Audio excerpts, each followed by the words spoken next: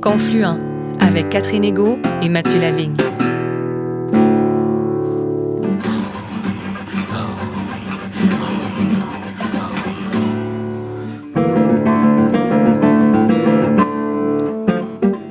Bonjour Catherine. Bonjour Mathieu.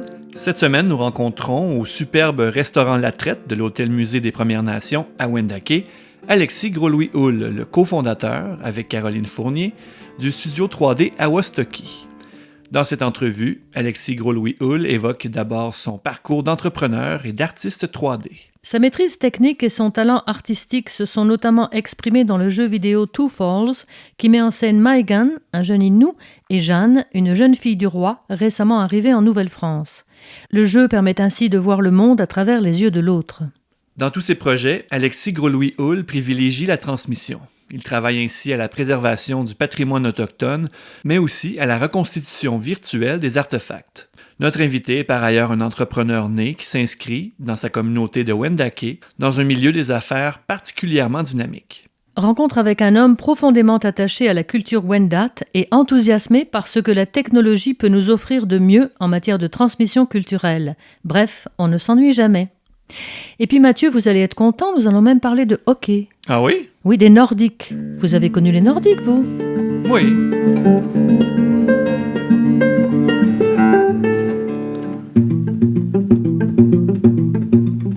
Alexis Gros-Louis-Houle, bonjour. Bonjour. On est ici à l'Hôtel-Musée des Premières Nations à Wendake, donc on est chez vous. Oui, absolument. Vous êtes le fondateur de l'entreprise Awastoki. Et Awastoki, c'est votre prénom en Huron-Wendat. Oui, ça veut dire bel esprit en Wendat. Ça m'a été donné par, à l'époque, grand chef Max Gros-Louis. Et puis, je pensais jamais avoir un nom d'entreprise avec mon prénom. Et ma conjointe, qui est cofondatrice avec moi, elle a dit bel esprit, ça fonctionne trop avec ce qu'on veut dégager comme émotion, comme ce qu'on veut véhiculer quand on parle de notre entreprise. Donc, on a choisi ça. Vous êtes de mère Wendat et de père allochtone, puis vous avez longtemps vécu aux îles de la Madeleine. Oui, 100%. J'ai été élevé aux îles de la Madeleine. J'ai un parcours peut-être un petit peu atypique. Là. J'étais un petit gars de Lac-Mégantic qui a été élevé de 5 ans à 15 ans aux îles de la Madeleine. Et puis par la suite, la région de Québec, faire mes études. Et puis j'ai décidé de m'établir ici, là, il y a presque 20 ans déjà. Dans la communauté? À Awastoki, dans la communauté depuis 7 ans. Et puis nous, on a resté, ma conjointe et moi, Caroline, on a resté à Wendake pendant les 7 dernières années. Et puis là, tout récemment, là, on a encore notre bureau situé à Wendake et puis on a notre maison pas loin de Québec. Votre entreprise, elle fait des créations 3D. Oui. Est-ce que vous pouvez nous parler de ce que vous faites? Awastoki, c'est une entreprise qui existe depuis 7 ans déjà. On a entamé notre 8e année en mars dernier. C'est une entreprise qui se spécialise en création 3D. Donc, quand on parle de contenu de jeux vidéo, donc des personnages, des environnements, des objets qui vont venir peupler différents environnements, mais on fait aussi de l'impression 3D. On fait aussi des expériences interactives. Donc, quand on parle de scan 3D pour les musées, quand on parle de visualisateur 3D pour des produits, des choses comme ça. Nous, on se spécialise là-dedans. Là. Ça fait déjà 15 ans que Caroline et moi, on travaille dans l'industrie du jeu vidéo. Et puis, on a décidé de se lancer là, après quelques années à travailler ensemble, justement après s'être connus dans l'industrie du jeu. Dans vos travaux, vous avez fait notamment du 3D architectural et du 3D médical. Oui. À la base, moi, quand j'ai commencé ma carrière, j'ai fait de la visualisation architecturale, de l'imagerie médicale pour une entreprise qui s'appelle le CIMI dans la région de Québec. J'ai travaillé là pendant que j'étais aux études à l'Université Laval, quand je faisais mes cours de 3D. Par la suite, je suis allé chez Frima Studio, qui est dans la région de Québec aussi, qui est un studio de jeux vidéo. J'ai fait mon expérience là et j'ai fait différents studios là, par la suite. Moi, avec les années, je me suis spécialisé beaucoup en création de personnages. Et puis nous, on est une équipe, là, on a 4 personnes qui travaillent avec nous, donc on est une équipe de 6. Et puis on fait vraiment beaucoup de création pour les jeux vidéo. Il y a un projet qui vous a beaucoup fait connaître du grand public récemment en 2024, qui est Two Falls. Oui. C'est un scénario d'Isabelle Picard et puis c'est une réalisation de Unreliable Narrators. Oui, c'est ça? oui. Qui sont allés vous chercher pour faire l'animation 3D parce que ça parle de l'histoire des Autochtones, en fait. C'est l'histoire de 2 personnages. Oui, Two Falls, là, si je le résume un peu, c'est la possibilité de jouer 2 personnages qui ont des visions complètement différentes du monde. Donc, on parle de Maegan, qui est un personnage qui est issu des communautés Innu, et puis de Jeanne, qui est une une jeune femme qui arrive de la France. On parle dans les années 1700. Et puis, ils ont vraiment une vision complètement différente du monde. Donc, Maïkan, qui est beaucoup plus proche de la nature, beaucoup plus proche de sa spiritualité. Donc, il y a certaines croyances qui font que quand on joue le jeu, il va voir certaines choses qui sont un peu basées sur comment il a été élevé. La même chose pour Jeanne. Donc, Jeanne, elle a été élevée dans la religion catholique. Donc, elle a une vision très teintée de toute cette peur de Dieu qui pourrait être un peu fâché contre elle ou qui pourrait être contre elle en fonction de ses actions. Donc, les deux personnages ont vraiment une vision complètement différente du monde. Et puis, ce qu'on a décidé, nous, de faire pour véhiculer ça dans ce projet-là, c'est qu'on a 2 directions artistiques complètement différentes pour les visuels en 3D pour le projet. Donc, quand on est du côté de Maïkan, étant donné que ça se déroule dans les forêts du Québec, il est dans un univers qu'il connaît, donc les couleurs sont vives, il se sent bien, il est chez lui, il est dans un environnement connu. Quand il entend un bruit, ça lui fait pas nécessairement peur, c'est peut-être un coyote, un loup, un ours, peu importe, mais lui, il est habitué à ça. Tandis que quand on arrive du côté de Jeanne, qui, elle, son bateau qui arrivait de la France s'est échoué, donc là, elle se retrouve complètement démunie. Elle est la seule survivante de ce naufrage de bateau-là.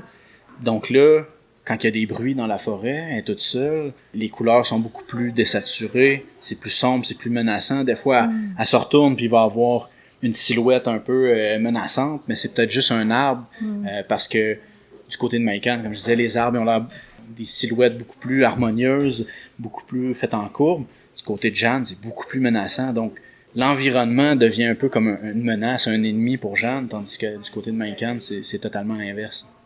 Donc, il fallait un studio autochtone pour rendre la réalité de Maïkan, à votre avis? Je pense que oui, puis c'est sûr que nous, initialement, on avait commencé à travailler avec Unreliable Narrators. Ils nous avaient trouvés sur LinkedIn, parce que les entreprises de création 3D issues des Premières Nations, ça court pas les rues.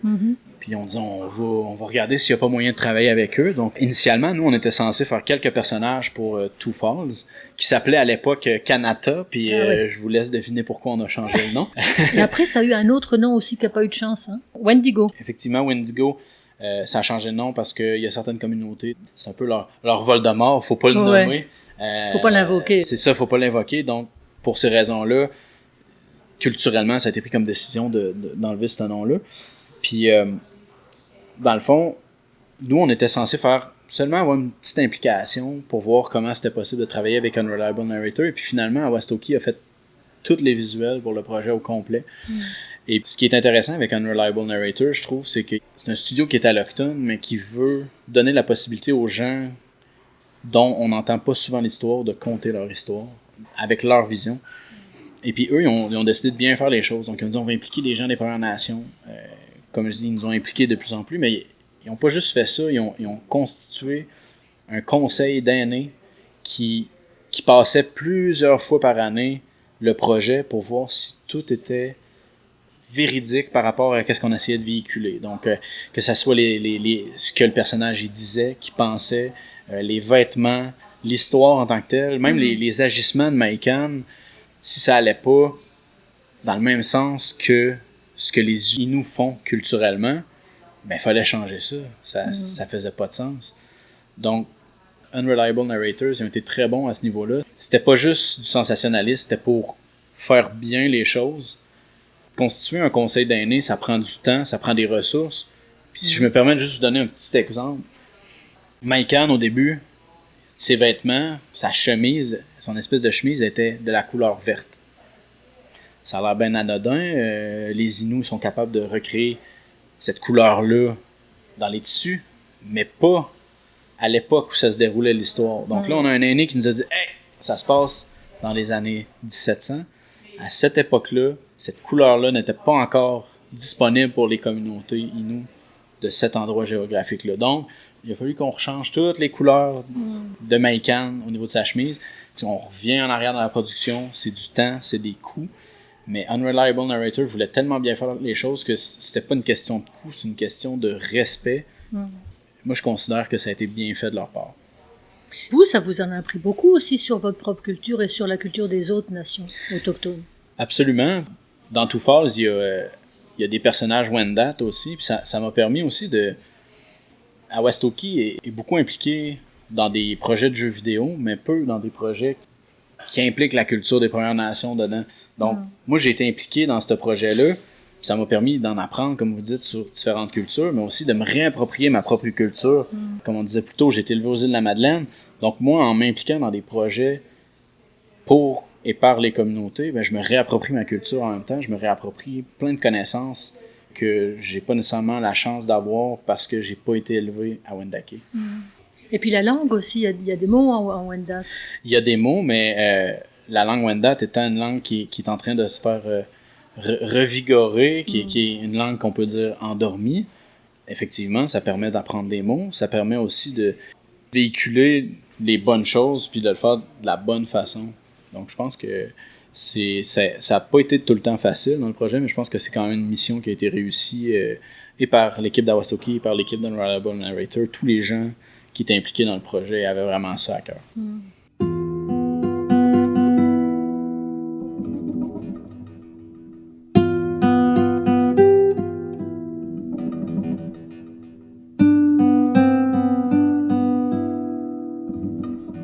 Il y a un autre aspect qui vous intéresse beaucoup, c'est la conservation patrimoniale. Qu'est-ce que vous faites chez Awastoki à ce sujet-là? Oui, ben, il y a quelques années, je trouvais que on était une entreprise issue des Premières Nations qui était sur une communauté des Premières Nations, mais on faisait aucun projet pour les Premières Nations. Puis moi, j'ai tout le temps été de nature quand même curieuse. Plus jeune, quand j'étais à l'université, j'avais appris un peu sur le scan 3D, l'impression 3D était assez balbutiement.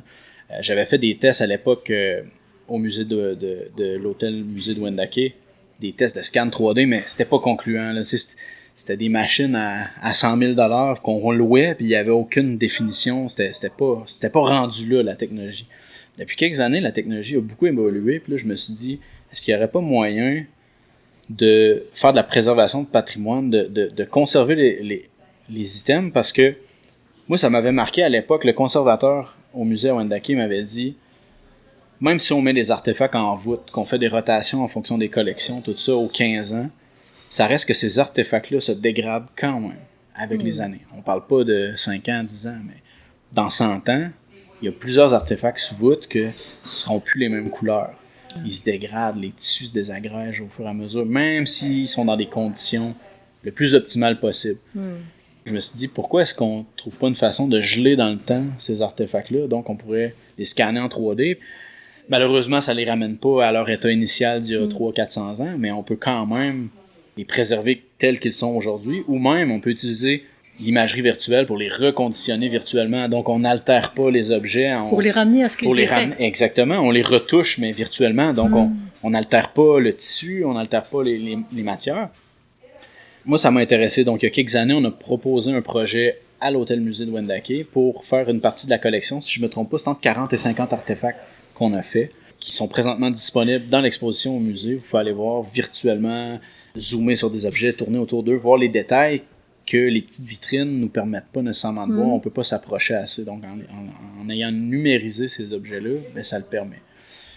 Puis après ça, ben, les possibilités sont infinies. T'sais. Si on parle de scan 3D, ben, on peut lier ça à l'impression 3D. Qu'est-ce qui nous empêcherait de scanner une pointe de flèche de 1000 ans, de l'imprimer en 3D, puis d'envoyer ça dans les écoles à nos jeunes pour qu'ils puissent avoir entre les mains presque une flèche authentique. C'est pas la vraie chose à 100%, mais on est très très proche. Là. Avec les scanners 3D, on a beaucoup d'informations qu'on peut transmettre en impression. Donc c'est toutes ces choses-là, moi, qui sont venues m'intéresser. Puis il faut que je travaille fort parce qu'on n'est pas des millions qui font ça. On n'est pas beaucoup de gens qui font... des gens des Premières Nations qui travaillent dans la création 3D, il n'y en a pas beaucoup. Dans la préservation de patrimoine, il y en a encore moins virtuellement comme ce que moi je fais. Donc moi, j'aime à croire qu'il y a une collaboration possible entre plein de communautés pour, dans mes rêves les plus fous, monter une espèce d'exposition virtuelle qu'on pourrait envoyer partout dans le monde. Plus de vol d'objets, plus de perte d'objets, plus d'objets qui se brisent dans le transport. On envoie ça sur Internet, puis les gens y ont accès. Puis ça donne accès à notre histoire, ça donne accès à des artefacts que il y a plein de gens qui pourraient jamais avoir l'opportunité de voir de leurs propres yeux. C'est un peu un projet fou qui a eu naissance il y a peut-être une quinzaine d'années dans les premiers scans 3D que j'ai fait ici au musée, mais j'aime à croire que de mon vivant, je vais connaître plus de développement à ce niveau-là. Mais déjà, les autres communautés doivent s'y intéresser, les Inuits, les Atikamekw. Je pense que oui. Moi, je suis un entrepreneur qui veut faire des projets qui bénéficient toutes les communautés, qui bénéficient les êtres humains en général. Donc, moi, j'ai tout à mon intérêt qu'on se parle entre communautés. Fait que moi, quand quelqu'un me parle d'un projet, je vois pas un Innu, je vois pas un Atikamekw, je vois juste quelqu'un des Premières Nations qui veut faire des projets cool. C'est comme ça que je le vois. Puis vous êtes un entrepreneur dans l'âme, hein? Vous avez toujours voulu être entrepreneur, dans le fond? Oui, ben c'est sûr, mes 2 parents sont médecins, puis ils ont eu leur clinique quand j'étais plus petit. Fait que j'ai toujours été en contact avec un peu l'entrepreneuriat. C'était pas l'entrepreneuriat comme ce que je connais moi-même, mais j'avais vu le concept d'être à son compte, d'aller parler, donner des conférences, des choses comme ça. Puis je suis quelqu'un qui aime beaucoup partager sa passion. Puis moi, quand j'ai découvert la création 3D, jeux vidéo, j'ai tout le temps été accro aux jeux vidéo depuis que j'étais petit. Fait que c'était pour moi une belle façon de véhiculer ce que je fais, que de dire hey, c'est bien être artiste 3D, mais en étant entrepreneur, ben je peux continuer de véhiculer ça. Puis peut-être aussi encourager des jeunes à faire ça. J'aimerais ça avoir de la relève là-dedans de plus en plus. Moi, j'ai été amené, à cause de l'université, j'ai fait des cours en entrepreneuriat. Puis j'ai pris ces cours-là à option un peu en me disant je vais voir ce que c'est. Puis finalement, c'est vraiment ça qui m'a plus allumé puis qui m'a permis d'éventuellement me lancer à mon compte. Vous parliez tout à l'heure d'impression 3D. On vous doit aussi au moins 2 grandes statues. Alors on pourrait dire mais comment et les sculpteurs aussi, mais expliquez-nous un peu le processus de création de ces sculptures-là. D'abord, ce sont lesquelles les 2 statues? Oui, moi, j'ai été impliqué au Centre Vidéotron avec la statue de Réal Cloutier, qui est un ancien joueur de nordique à qui la ville de Québec souhaitait rendre hommage il y a quelques années. Donc, moi, j'ai été contacté pour utiliser un scan 3D de Réal Cloutier qui est rendu d'un certain âge aujourd'hui. Puis mon travail, moi, c'était de le rajeunir virtuellement. Vous prenez une espèce de photo de lui en 3D maintenant? Ben, on crée un scan 3D, donc on va scanner en 3D son visage. Et puis là, ça devient comme, vous voyez là, comme de l'argile, mais virtuelle. Donc moi, là, je vais utiliser des outils. J'ai comme un crayon, une tablette graphique, donc j'ai mon écran que je dessine dessus, puis ça devient vraiment comme une boule d'argile. Donc moi, mon travail après, c'est un travail de création. Donc là, je prenais des brochures de journaux des années 70, des choses comme ça, puis je réinterprétais le visage de Monsieur Cloutier à sa jeune trentaine. Et puis ça a été présenté il y a quelques années au Centre Vidéotron, et puis ça a comme donné une belle visibilité à Wauwatoki. Mais comment on passe du 3D à une vraie statue qu'on peut toucher en bronze? Oui, une fois qu'un modèle 3D, un modèle virtuel a été réalisé, ce qu'on va faire, c'est qu'on va devoir imprimer en 3D ce modèle-là. Donc, il va être imprimé en plein de parties. Et puis, une fois que ces parties-là sont faites, on va les mouler, les couler en bronze et prendre chacune de ces parties qui ont été coulées là en bronze, les souder ensemble pour reconstituer la statue qui a été créée virtuellement. Donc, ça, c'est un travail qui est fait, c'est un travail de maître par... je pourrais jamais leur dire assez merci, mais l'atelier du bronze de Inverness sont des spécialistes. Non seulement c'est des artisans hors pair, mais c'est des gens aussi extrêmement passionnés et extrêmement patients qui ont pris le temps de m'expliquer tout le processus pour que je sois en mesure d'aller chercher les bons contacts puis les bonnes personnes pour réaliser ça. Puis notre implication avec la statue de Réal Cloutier, nous, on faisait juste une partie du travail, ça nous a exposé à beaucoup de spécialistes. Et puis suite à ça, avec la nation de Wendake, avec la nation Wendat, on a dit hey, est-ce qu'on fait un projet pour ramener un de nos grands chefs? Donc, on a pris la décision de ramener grand chef Nicolas Vincent. Et puis là, ça a été un projet dont Wauwatoki était 100% responsable avec le Conseil de la nation Huron-Wendat et le développement économique. Et puis, on a développé ce projet-là de toutes pièces. Et on est parti de... Encore une fois, on avait un acteur qui était habillé comme avec des vêtements d'époque, comme Nicolas Vincent. On l'a scanné en 3D. On l'a retravaillé le modèle 3D en sculpture pendant des mois. Après ça, on a imprimé ça en plein de parties. Et puis, toutes ces parties-là ont été réassemblées et faites en bronze. Et puis, on a une belle statue. On est très, très, très fiers de ce projet-là.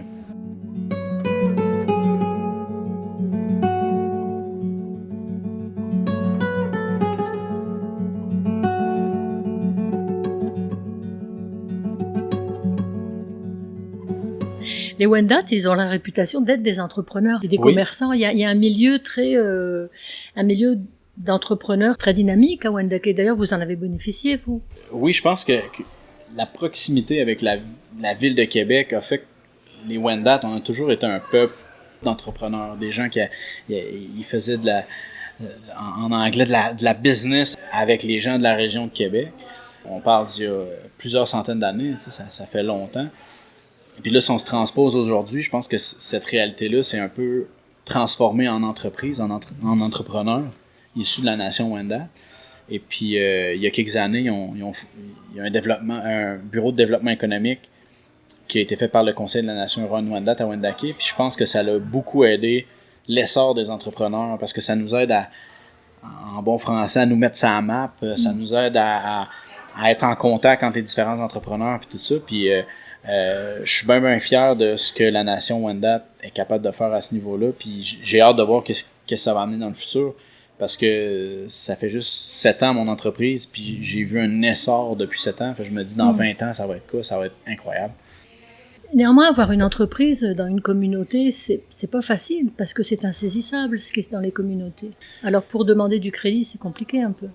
Oui, c'est sûr que quand on parle d'une entreprise située sur une communauté des Premières Nations, avec des propriétaires des Premières Nations, ça peut venir mettre des bâtons dans les roues.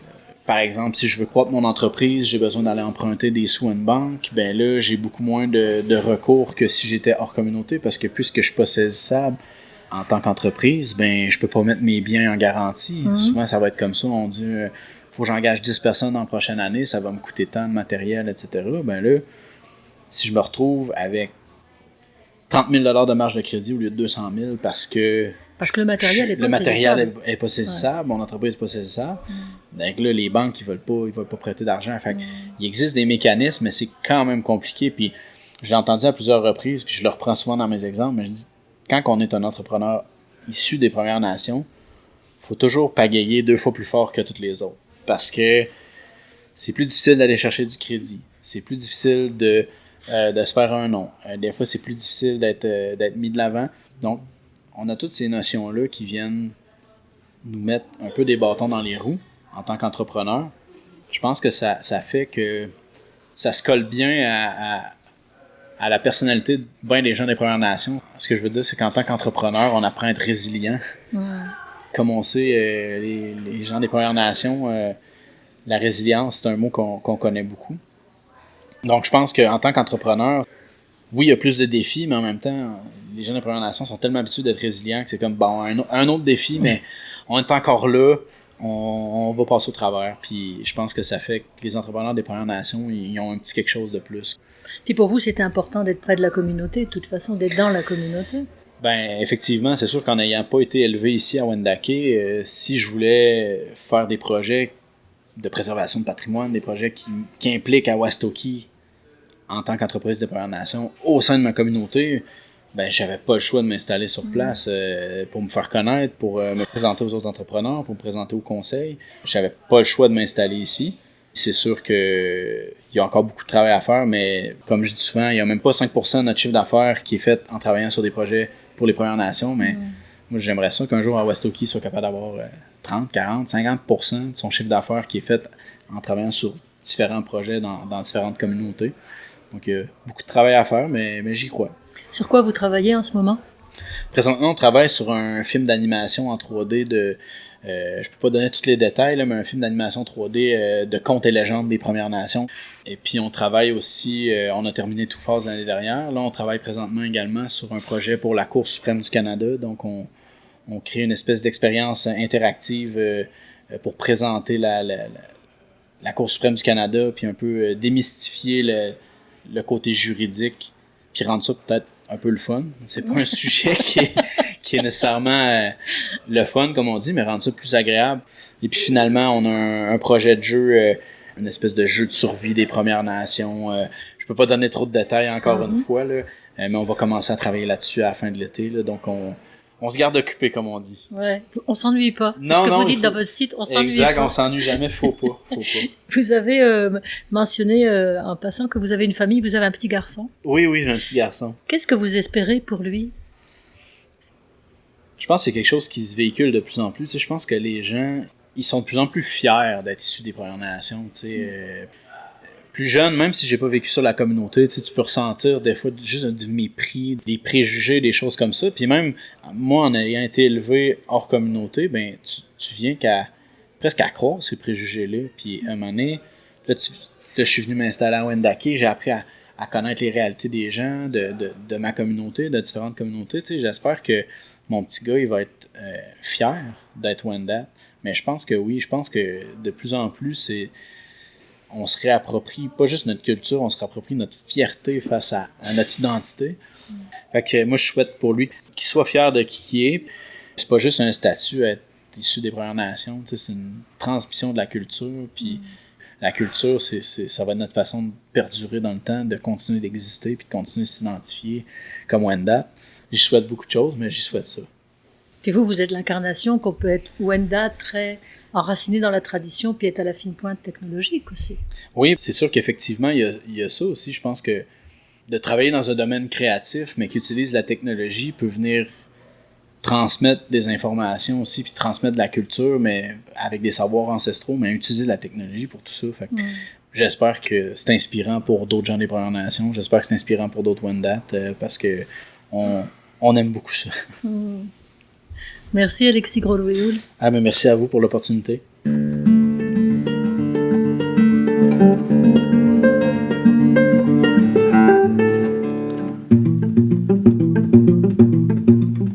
Tiawenk, un grand merci à Alexis Gros-Louis-Houle de nous avoir fait découvrir l'univers de son studio 3D Awostoki et de ses créations hautement technologiques mais profondément enracinées dans sa culture Wendat.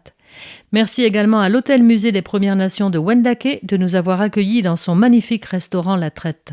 L'émission Confluent est portée par Mission Chez Nous, organisme de solidarité chrétienne avec les premiers peuples. Vous voulez en savoir plus? www.missioncheznous.com. À la semaine prochaine, Catherine. À la semaine prochaine, Mathieu.